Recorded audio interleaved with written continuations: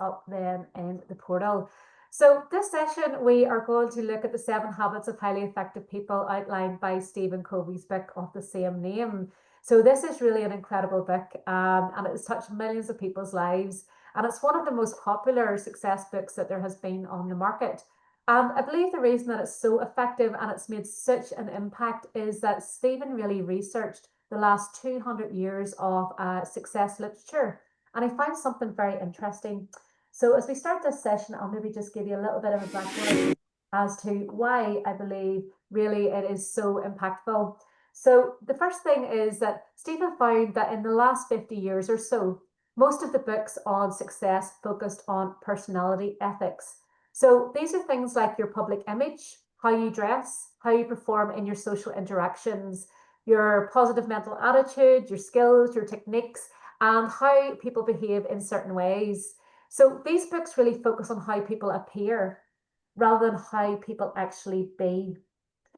However, the 7 habits of highly effective people, it really takes a different approach. It takes more of an inside out approach, and it focuses on character ethic rather than personality ethic as the basis of success. So Stephen Covey references almost all of the literature in the first 150 years or so, focused on character ethics as opposed to the foundation. And he says this is really the foundation of success. So whenever we're thinking about character ethic, this really focuses on our foundational traits. So these are things like your integrity as a leader, your humility, your hard work, your loyalty, your self-control, your courage, your patience, your modesty, your morality, all of those kind of things.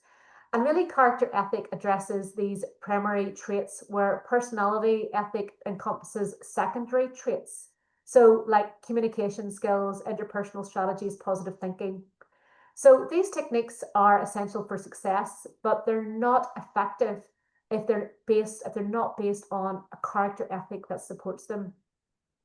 So personality traits can be seen as fake if they're not rooted in character. So improving your character takes effort, and you need to be willing to do this and invest time in your personal growth. And you need to be able to ask difficult questions of yourself, to challenge your ways of working, to let go of things that are not serving you well, and maybe learn new ways of thinking that will serve you better in the future. And I suppose that's what we try and do through this program. I ask you lots of questions. I ask you lots of self-reflective questions that get you to delve a little bit deeper into you, how you perform, how you are as a leader. And a lot of the personality and different questionnaires that we do around different leadership qualities will help you to look and delve a little bit deeper. And Stephen Covey, whenever he's talking about personality ethics and he's talking about character ethics, he really uses an iceberg analogy to explain this. But I like to use a tree analogy because I think this really helps me understand the concept a little bit better. So you could say that character ethic is below the ground. So the character ethic is your roots. And then your personality ethic is above the ground. So it's like the branches of the tree. It's the leaves, it's the fruit that the tree bears. So character ethic forms the foundation, the base, and it strongly establishes the tree in the ground. So it's really your roots. And it really creates the output and the impact of the tree over the long term. So if you have strong, healthy roots, this equates to a strong, healthy tree that bears lots of fruit. And whenever you have strong, healthy roots, that tree will flourish, and the personality of that tree will be vibrant, it will be healthy, and it will be abundant. Whereas character ethic is where you sow the seeds of greatness. So as leaders, we need to focus on our foundation, on our roots. Throughout the book, Stephen Covey says that this really will help us to have that lasting and have those lasting improvements. If we focus on our core character ethics that sit beneath the surface, then that really will help us be successful. And whenever your personality ethics are rooted in character, we will perform at our optimum and will be seen as an authentic leader. So we'll be seen as real. So hopefully that introduction helped you understand the principles of the book that we're going to go through. And hopefully, it sets the foundation of what we're going to discuss. And I'm going to take you through the 7 habits, and we're going to really focus on our character today and look a little bit deeper at us and what it is that we want out of life. So the first habit is to be proactive. So whenever explaining this habit, Stephen Covey refers to the circle of concern and the circle of influence. So the circle of concern consists of all the things that are out of your control. So you cannot control any of these things. So these are things like weather, politics, what people think of you, the economy, other people's mistakes, and other people's opinions. Whereas the circle of influence, that consists of all the things you can control. So these are things like your attitude, your attitude every day, what you read, how you show up, the skills that you learn, your enthusiasm, how you spend your free time, and who you spend it with, your habits, your hobbies, all of those kind of things. And what the book explains is that there's two ways to actually live your life. So you can either be reactive in life or you can be proactive. So reactive people, they complain about things that are outside of their control. They complain about their environment, how outside forces affect their performance and their mood. Additionally, they don't take action or ownership of the things that they can control. And then you have the other type of person, and they are proactive. So they recognize that their decisions determine their life and not their conditions. Proactive people, they don't complain about things that they can't control. And additionally, they take control of things that they can control and they try and improve that situation. So proactive people understand that sometimes we may not have complete control over certain situations, but we can control how we respond to that situation. So let's look at an example of someone who is proactive and someone who is reactive and how they may respond to a similar situation. So let's say there's two leaders and both of them just lost a major contract. One of the leaders blames the circumstances. So they blame the competitor who won the contract and they give up. However, the other leader takes responsibility. They analyse why the order was lost and learns from this and tries to improve. The reactive leader, they complain about the competitor, they complain about their approach, they complain about their pricing, they complain about the lack of engagement from the customer. Whereas the proactive leader asks, what can I do better next time? How can I better engage with the customers and stakeholders in the future? How can I involve other teams like the pricing team, maybe transport, maybe production, to ensure I win future orders like this? They look at themselves before they blame others. So as a leader, it's important that we don't focus on what we can't control. We really should focus on what we can control. And we take responsibility for our actions, and we keep in mind that the more proactive that we are within our circle of influence, it actually becomes bigger. And the more power you'll bring into your life. Your customers and your stakeholders in your industry will talk about you, and they'll talk about how proactive you are. And if you go over and above with service and value, they will talk about that. And then this will be recognized and, it'll make a positive impact on your business. So I recommend if you implement just one habit out of the 7 habits in the book, let it be this one. This habit alone will make a huge impact to your life. So there's this statement in life: you're either acted or you either act or you're acted upon. I think that's a very strong statement. You either act or you're acted upon. And you can use this in your personal life too. So always try to respond rather than reacting to a situation. Whenever you react, you actually give the other person the power. So if you think about that, I always bring it back to my kids because I can really relate. If your kids are, fighting with each other, and you sort of maybe go in and you're really, really calm and you're in control of that situation and you don't react by maybe shouting or, raising your voice, you stay calm, then you take the heat out of that situation and you stay in control. But if you react badly to that situation, if you shout, if you're angry or whatever, it just escalates the situation. It doesn't calm it down and you're not in control and you give away your power. You give away your power to the other. And that's the same in work. If you're in a situation in work, if you react to that situation rather than respond, you're giving away your power. So it sounds easy, but it can be very, very difficult, especially if you're in a stressful situation, especially if it's with your kids. But one way that you can practice this technique is to maybe take some time. So I always say, if you can, whenever something is happening, try and take a moment to pause. If you can pause and take 3 deep breaths or even count to 5, then that will help you respond. And that's something that you can practice and try and get better at.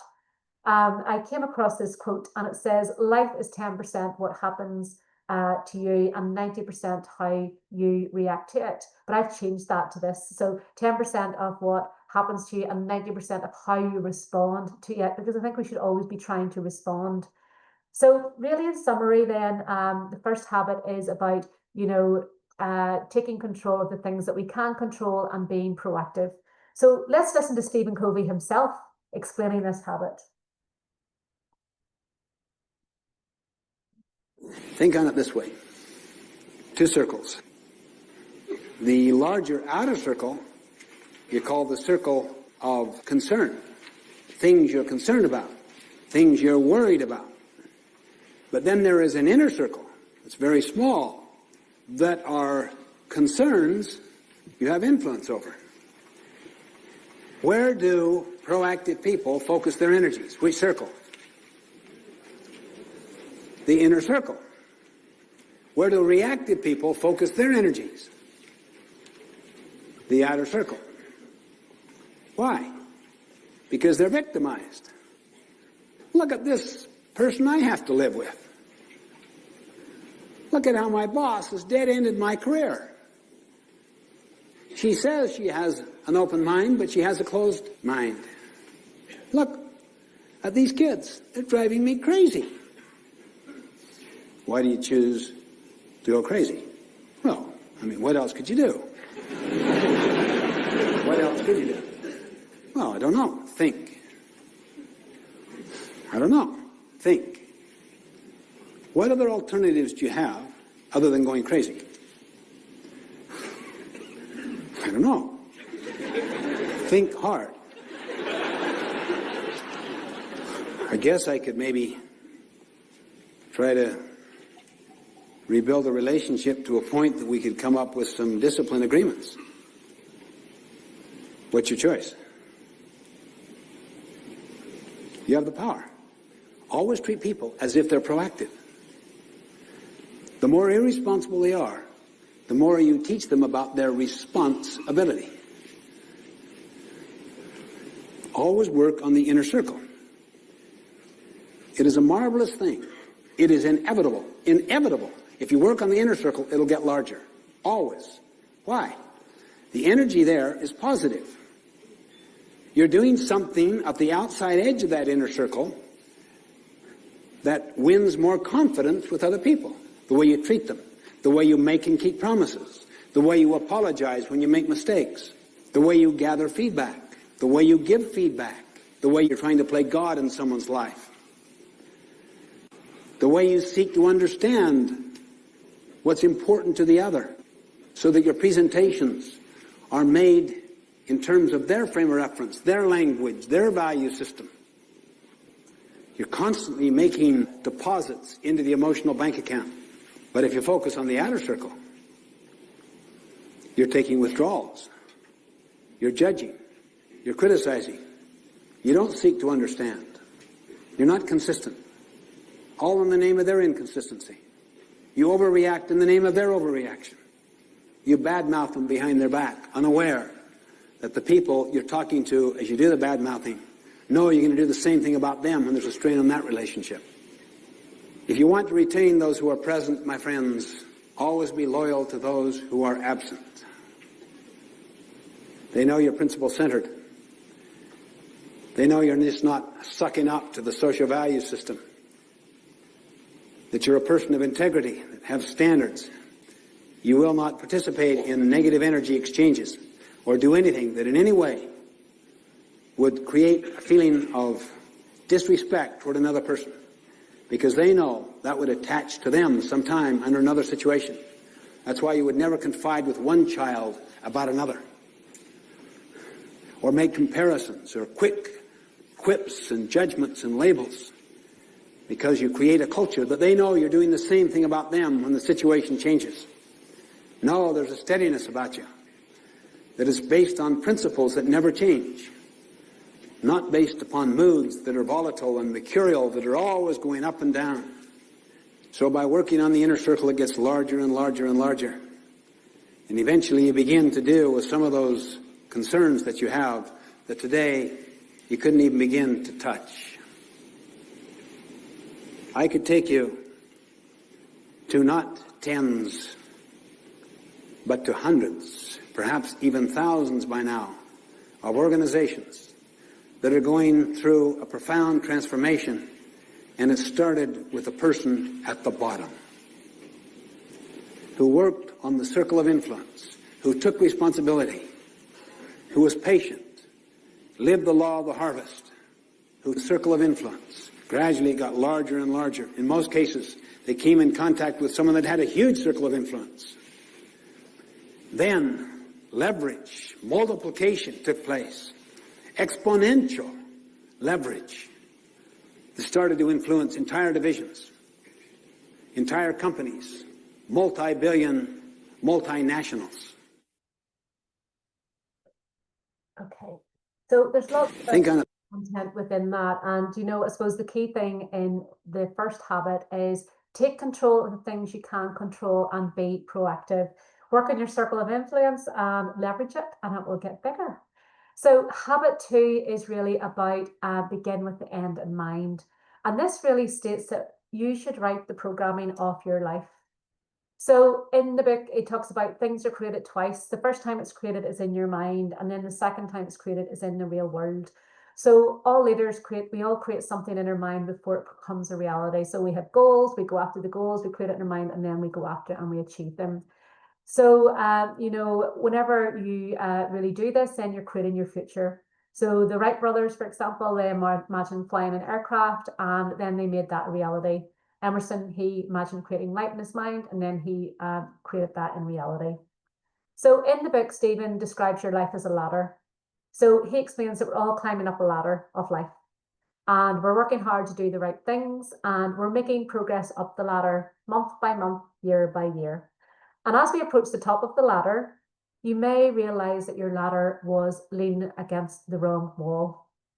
So what he talks about in the book is that sometimes we may be focused on things such as maybe money, recognition, materialism, and we may not be focused on really the things that we want out of life, the things that are important to us in life. So with this in mind, today we are going to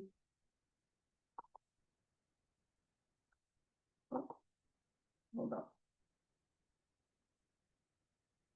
Slides didn't go forward. Let me see where we are.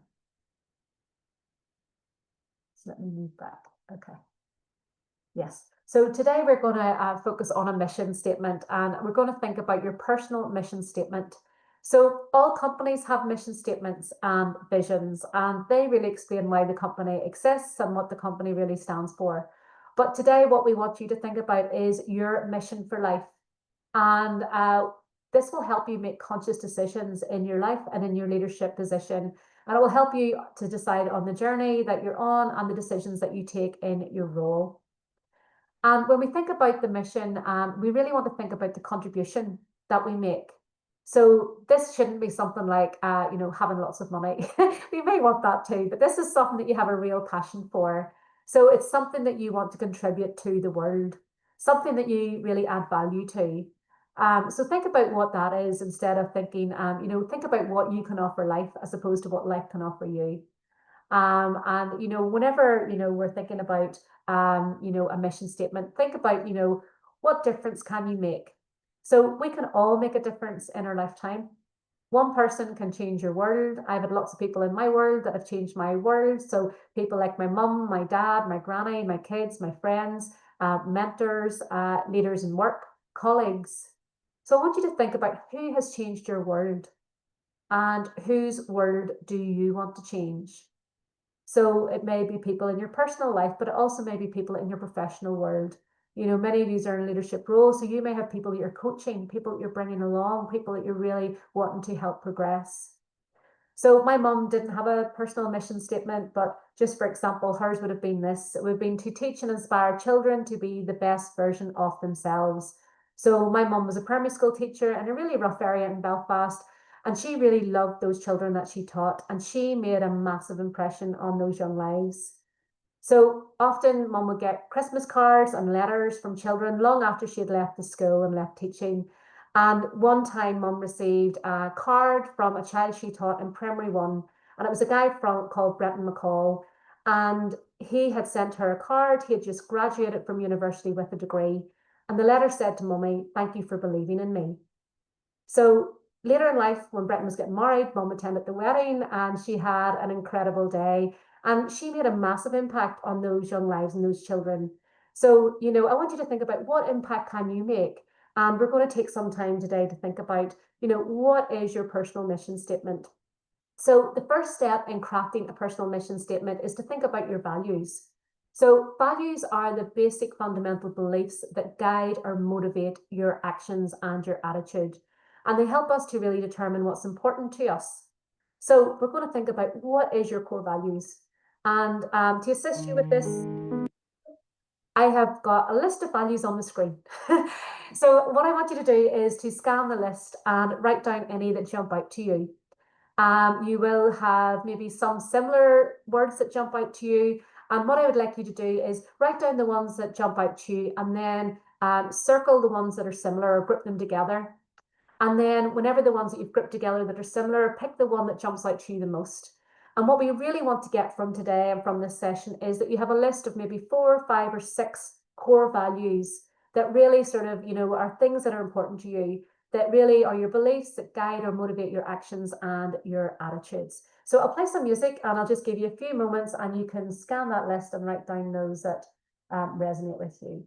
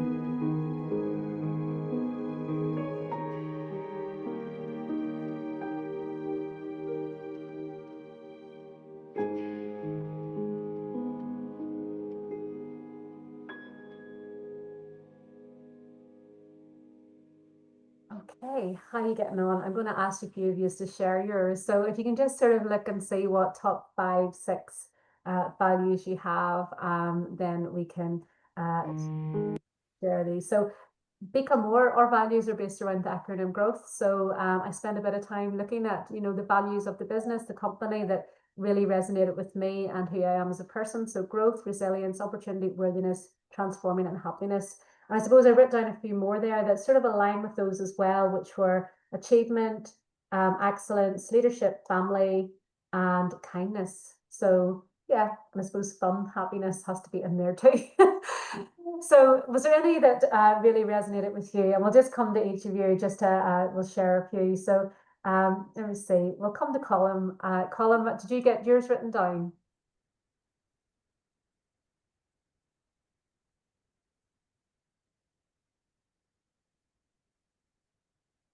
See if you can find the unmute button.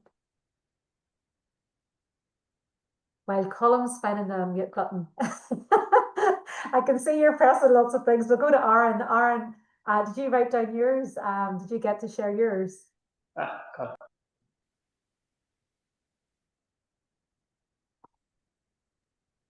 Aaron, maybe Aaron has to get. Sorry, Maire, I got that. Can you hear me now, Maire?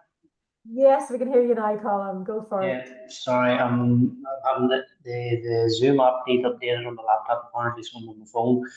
Oh, no worries. Sorry, first few I sort of scribbled down and then seeing down through your list. So, kind of top ones for me: honesty, integrity, respect, courage, humor, and success and well-being. Yeah, very strong. Excellent. Love those. Jonathan, what about yourself? I sort of looked at a few for family on a personal level, which was growth, adventure, nature, and travel. In sort of the professional environment, achievement, leadership, fairness, and what was the other one? Reliability. Brilliant. Very strong. Francesca, do you share yours? Yeah, so mine's kind of a bit of both. So caring, family, health, honesty, leadership, well-being, and travel. Brilliant. Fantastic. Inna, what about you? I'm looking at mine wondering, am I having a midlife crisis? So I have a wee bit of a mixture. I have authenticity, belonging, collaboration, diversity, to make a difference, success, but what does that mean to me? I'm not quite sure at the minute. Service, wholeheartedness, reliable, and humor. Wow, lovely. Love those. And there's a great mix there as well. Sinead. Okay, I had a mix as well, and I hope my dog doesn't bark. She's gone mad this morning. Apology if she does. Compassion, family, health, honesty, hope, kind. Then I have nature, parenting, well-being. So I have a long list. Yeah, and you can group the ones that are similar, and then whenever they're similar, you can sort of pick the one that jumps out. But you can really see there's a lovely mix there with everyone, actually, in terms of personal and professional values. We'll come and see if Aaron, are you able to share? Can you get yourself off mute, or maybe you can't? I'm not sure. Your camera's not on. Or Mark, even Mark, if you can share. There's Mark coming off mute. Okay, sure, Mark, yeah. Yep. Yeah, well, I was kind of just primarily thinking more along the lines of, the professional and the business side. Yeah. And, my own personal ones within the business and as a business would be service, reliability, teamwork, integrity, communication, and then ultimately achievement. Yeah, absolutely. And they're brilliant. Absolutely fantastic. Thank you for that. So we'll move on then. So the next bit that we're going to look at then is creating your personal mission statement. And to do this, you need to think about that personal positive difference that you will make in your lifetime. So a lot of you, you can focus on your personal and your professional life, or you can combine both. It could be to make a positive difference by being a loving mum or wife and be an inspirational leader to support those around me and help them develop and grow. So this is Will Smith's. He simply has, I want the world to be a better place because I was here. There you go. So I'm going to give you a few examples to help you with this. So I am going to read out a number of mission statements. And what I want you to do is think about, do any of these resonate with me? And it may help you to formulate yours. I always think whenever you're doing something like this, it's good to have examples just to make it a little bit easier. But what you will find is that the values that you selected and you've already written down will really guide this personal mission statement. So once I've read these out, I will give you some time to think about your personal mission statement, and you can write yours down. You don't have to share this with anyone. This is for you to have. This will hopefully guide you in your leadership role. So here's some that I prepared earlier to help you think about maybe what yours would be. So your personal mission statement could be to pursue lifelong learning and inspire others to do the same. It could be to use your gifts to inspire others and achieve great things. It could be to improve the well-being of everyone you meet. It could be to treat everyone you encounter with love and compassion. It could be to positively impact the lives of everyone you encounter. It could be to inspire and encourage everyone that you interact with on a daily basis. It could be to encourage and equip your team to develop and grow. It could be to support and elevate those around you. It could be to be kind to yourself and to others. It could be to help as many people as possible. It could be to bring joy to others around the world. It could be to positively impact the lives of everyone that you encounter. So those are just a few examples of statements that you could think about whenever you're thinking about what is your personal mission statement, what difference do I want to make, and what impact do I want to make on others. So I'm just going to give you a few moments. I'll play music, and if you just jot down whatever comes to mind in terms of your personal mission.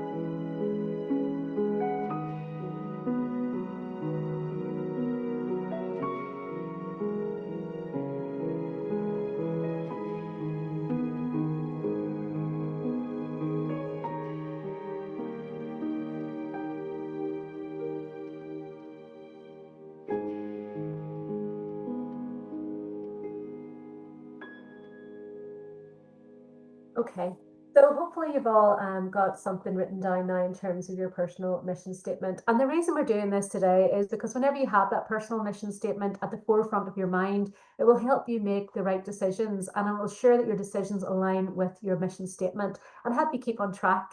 And ideally, you want your personal mission statement to align with your company values and your company vision. And I suppose it'd become more ours is to nourish minds, empower growth, and create positive futures for our clients. So what I'd ask you to do now, you have your personal mission statement, go and review your companies and see how closely that they align. Because what we really want is that our personal and corporate values and purpose align, and then that will help everything be in alignment and work really well together. So habit 3 is about to put first things first. So habit 2 really explains that you're the programmer of your life, and habit 3 is about writing the program.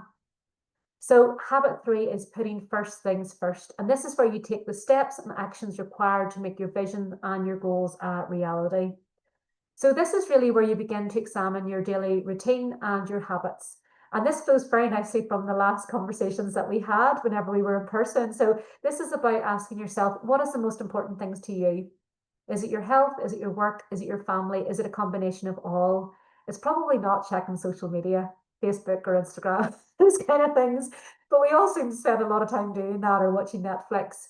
So this really habit is about putting first things first, which really means taking time to focus on what really matters to us. And we focus on efforts and activities that will get us to where we want to get to in life.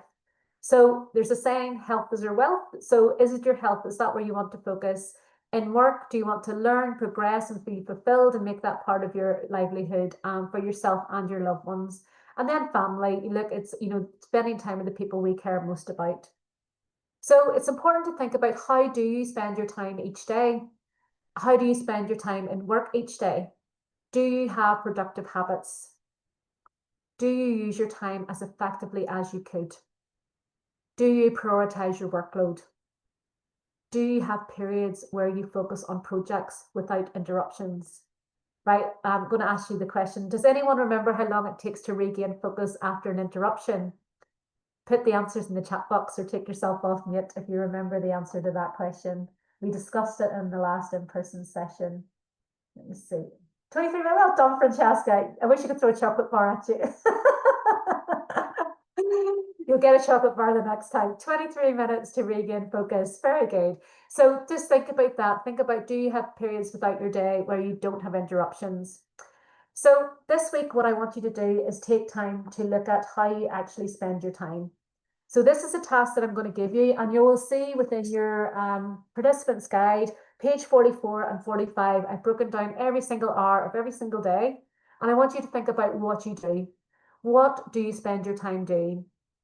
What I want you to do is, take out the time that you sleep. So you may go to bed at the same time every night, or it may vary, especially at weekends, or there may be certain nights you go to bed later. Look at what you do. And then I want you to actually color code it. So you'll have instructions here. So I want you to identify time that you spend with family, work time. I want you to look at your work time in terms of productive and unproductive. And I'm going to go through a little bit of that with you now. I want you to look at when you have social activity, when you have rest. I also want you to look at when you have unproductive time. And this may be in work or out of work. Free time, time to focus on you. So there'll be different things that are important to you. And really what we're looking at in this lesson, are you spending your time doing the things that are important to you and actually moving you forward in life? And whenever you do this exercise, it will really help you in terms of how you spend your time. And, whenever you do look at how you spend your time, you can do it, delegate, or ditch it. And you will be able to identify time where you are doing things maybe that you shouldn't be doing, that you could delegate to others. You will also see things that you're doing that you really just should ditch. You shouldn't be doing at all. So this will help you free up time within your calendar. And whenever you analyze your diary as a leader, you will be able to see if your diary is scheduled for success. I could look at any of your diaries and say, okay, super productive weeks, or maybe there's weeks that maybe, there's things going on that you could maybe just be more productive and have a more organized way of working. Look, it's easy to fall into a cycle of waking up late, eating unhealthy, leaving late for work, having to rush through traffic, feeling stressed, being unorganized at work, jumping from one task to the other, trying to get loads of things done, being pulled in loads of different directions, getting home late, eating a microwave meal because you're tired, or you stick something unhealthy into the oven, falling asleep late because you've watched a new series on Netflix, such as Maps. Anybody watch Maps? Then you wake up tired the next day, and then you do it all over again. And this is the perfect example of someone who doesn't put things first. This person is reactive and they're unorganized. So how do we put things first? The first thing I would suggest is you change your to-do list to I get to-do list. By changing this one word, you will change your perspective on the things and activities you get to complete each day. So my kids may say, I have to go to work today or school today. They would like to go to work earn money. And I say, no, you get to go to school today, because there's many kids that can't go to school and aren't able to go to school or have access to education. You may say, I have to go to work today. No, you get to go to work today. There are many people who'd love to go to work and can't for lots of different reasons. You can say, I have to get this work today. But you can say, I get to complete this work today. So I would feel like this about expenses and finance, and Sinead knows I still do. But anyway, I now try and focus on that in a different way. I get to do this, and maybe whenever I get up and do it first thing in the morning and get it off my desk, then it feels good. And if you approach things in a different way, then it's much more enjoyable and you change your thinking around it. So one word can make a lot of difference. So I'm going to play a video for you. It says it's 6 minutes. It's not. It's only 2 minutes long, and it's Bob Proctor, and he's talking about an idea which earned Ivy Lee lots of money a long time ago. So let's listen to this. Hello there and welcome. This is the 6 minutes that could change your life. Many years ago, a man, an efficiency expert by the name of Ivy Lee, called on Charlie Schwab. He finally got in. It took him a while to get in to see him, and Schwab says, well, what is it?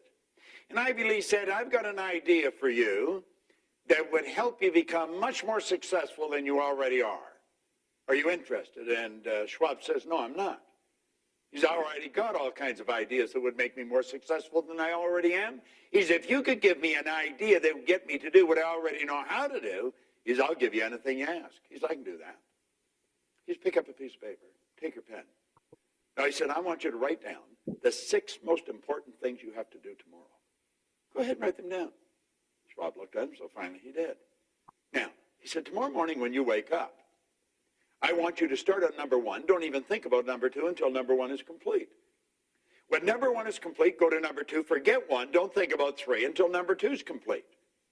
And he said, you go through this process until you get all 6 done. Now, if you don't complete the 6 by the end of the day, don't feel bad about it. Just add it to tomorrow's list. Because you're going to get a lot more done than if you don't make the list. And he said, now you just send me a check for whatever you think that's worth. Well, it was reported sometime later, Ivy Lee received a check from Charlie Schwab for $25,000. And he said it was the most valuable idea he had ever learned from a dollar and cent point of view in his life. Now I want you to try that. Sit down tonight and write down the 6 most important things you have to do tomorrow. In fact, you can do it right now. And then tomorrow when you get up, start on number 1. Don't think about number 2 until number 1's complete. You understand the drill. Okay? Now you just send me a check for whatever you think it's worth. This is Bob Proctor. Thank you. Okay, so these are what you should be doing for the next 7 days. Try this $25,000 idea in your life. Tonight or after this call, write down the 6 most important things you have to do. Then number them in order of importance and then complete number 1 and don't start number 2 until you've successfully completed number 1, then move on to number 2 and so on. Once you've finished those 6, then start again, get a new piece of paper and repeat the process. So this is very simple, but it's tremendously effective and it will take the confusion out of your life. You'll be delighted by the order it actually brings and the rate of speed at which you'll be able to accomplish things in order of their importance. So doing a lot of unnecessary things can be pretty much a waste of time. So sometimes we need to just sit down and get focused and then write down and focus on the things that really make the difference. Leave those other things to the side. So those little things that you're doing all the time that really don't add value, don't focus on them. Focus on the ones that are going to make the big difference. If you don't get those little things done, delegate them. They'll get done at some point or put them to the bottom of your list. Focus on the things that really make a difference. We can all get interrupted with dipping in and out of emails, trying to multitask, but we need to stop doing this. So as leaders, it's really important that we allocate our time to the most important tasks. And these tasks will steadily move us forward and towards completing our goals and objectives. So this is another way to be efficient and categorize your activities. So by urgency and importance. So there's a quad diagram in your book, and this is a framework that will help you. So to do it, delegate or ditch it. And it's really about, it's called the Eisenhower matrix, but it's also called different matrix. And Stephen Covey talks about it in his book. And what he recommends is that we should all be spending our time in the top 2 quadrants. But most leaders and most people spend their time in the bottom 2 quadrants. So spending our time doing things which are not important and do not add value and do not move us towards our goals. So I'll talk you through each quadrant.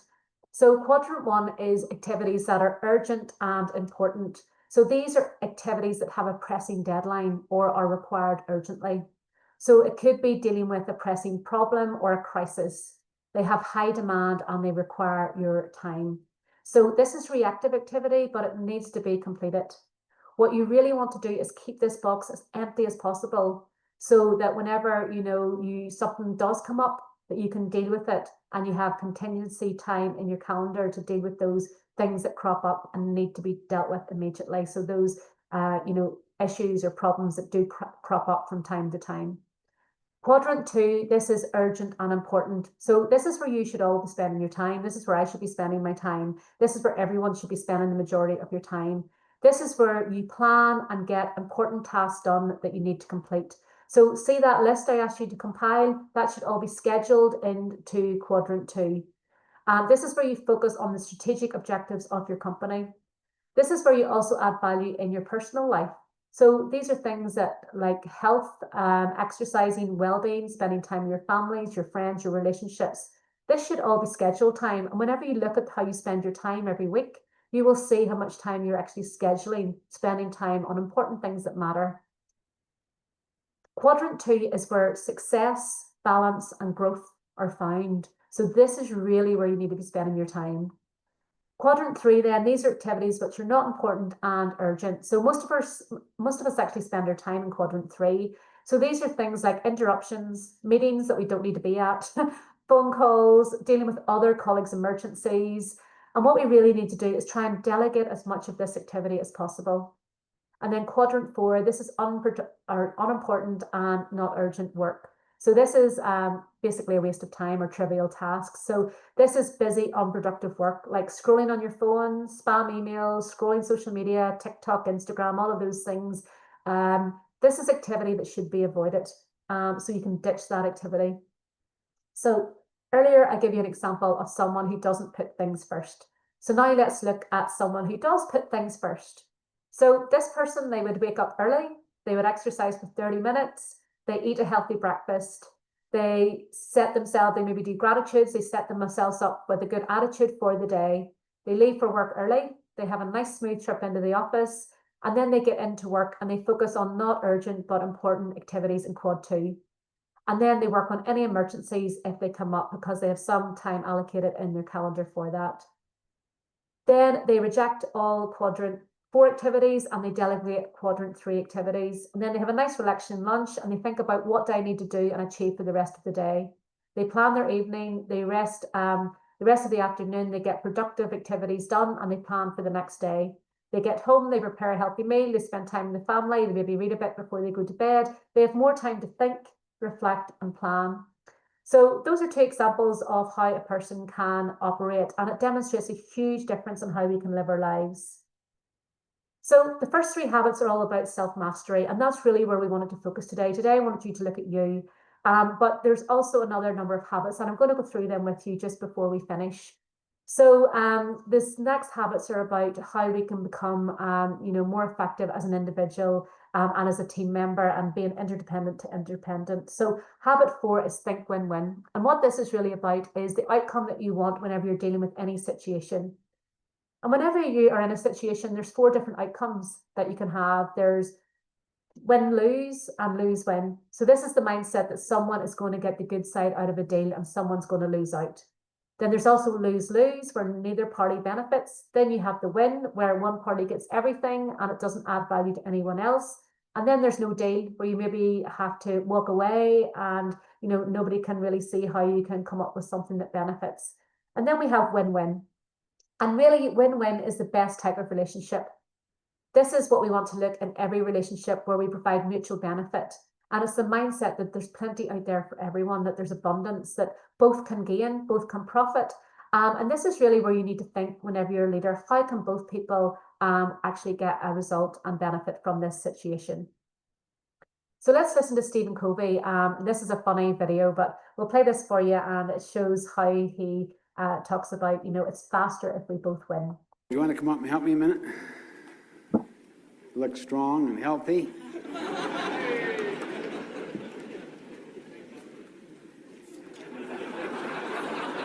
You're a barber, right? You also have a very good-looking head.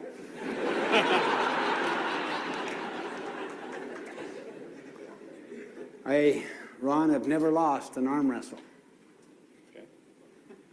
And I don't intend to now. You're either going to be down there or I'm going to be down there. Okay? Now, see this triumvirate right there? Yes. They're going to fund this exercise so that If he puts me down here, he gets the dime, okay? Can the three of you have pockets that deep? Let's stand over here a little more. And if I put you down here, that means you give me the dime. Fair enough? You can draw on all of those behind you.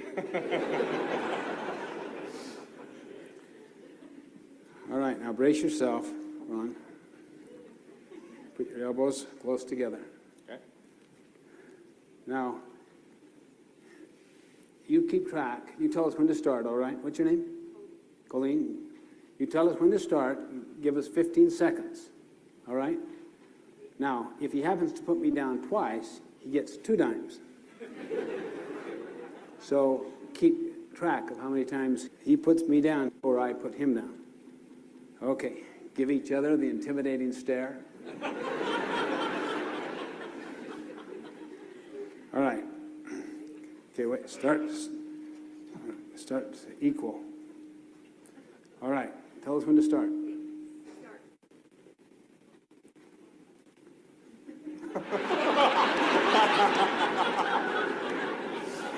It's faster if we both win. Yes, I see.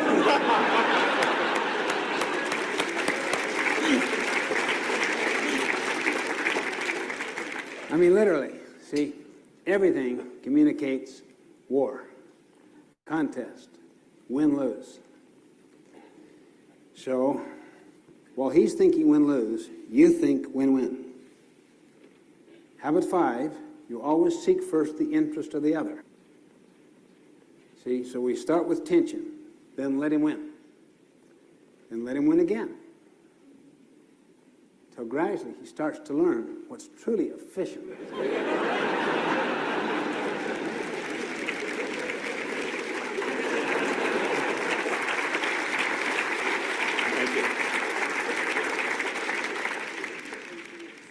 He learned fast, but most people, seriously, I've had some situations where they just literally hold me down. And I say to them, let's let you win again. And one said to me, no way.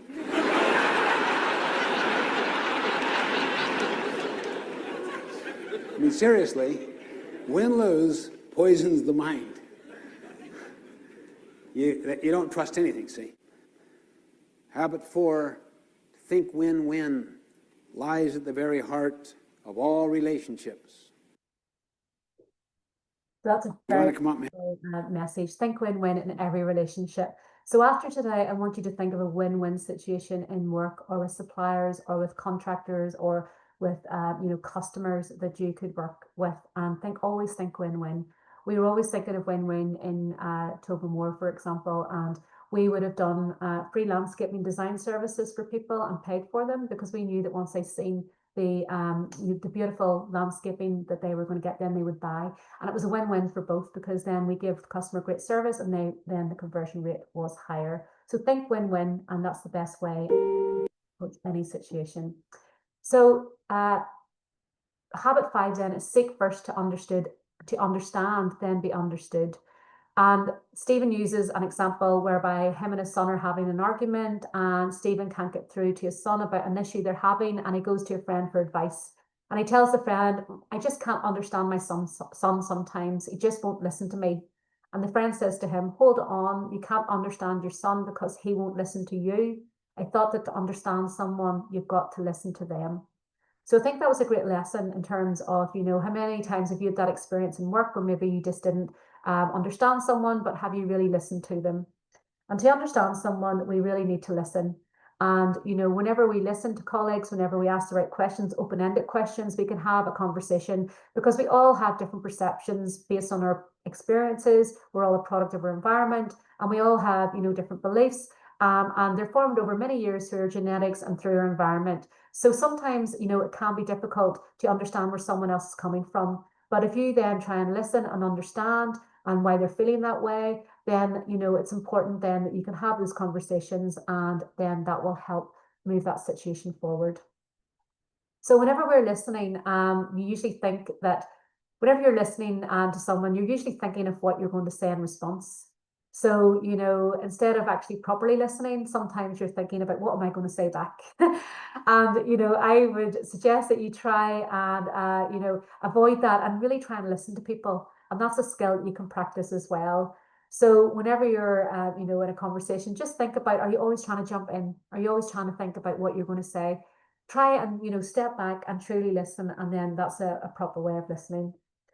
So I mentioned this earlier. So if you can, in a conversation with someone, just try and pause before you answer someone back.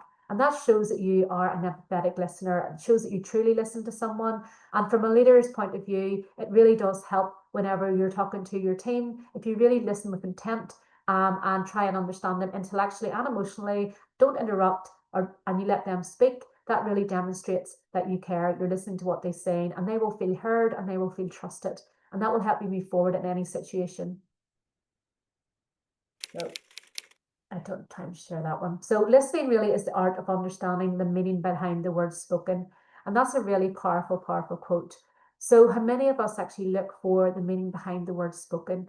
You know, it's important that we do look for the meaning behind the words spoken, and that will help us to actually move conversations forward. And whenever we are speaking to our team members about something, one tip that you can use is empty the bucket, go on, tell me more. Sometimes we don't know what's going on in colleagues' lives, and there may be underlying issues in people's lives that we may not be aware of. So sometimes it's important that we go beyond the surface and we then can try and uncover what is actually going on. So one prompt you can use is go on, tell me more.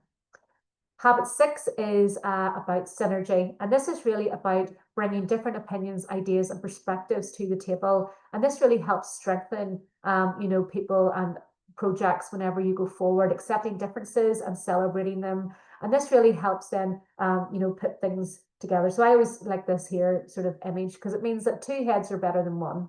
Synergy is really about creative cooperation, and it means teamwork, open-mindedness, and finding new solutions to old problems.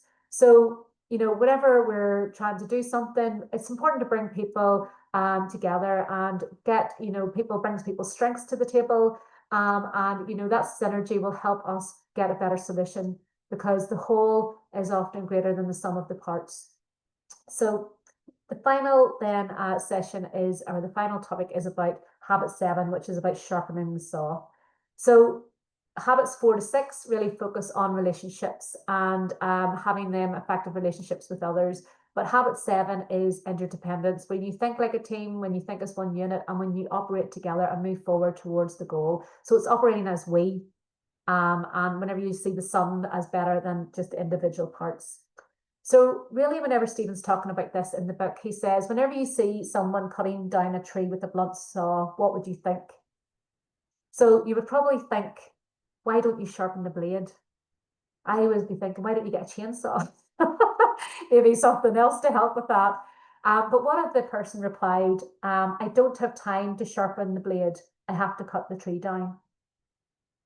But you know that if you took a short moment and a short amount of time to sharpen the saw, then you would have the tree cut down in half the time.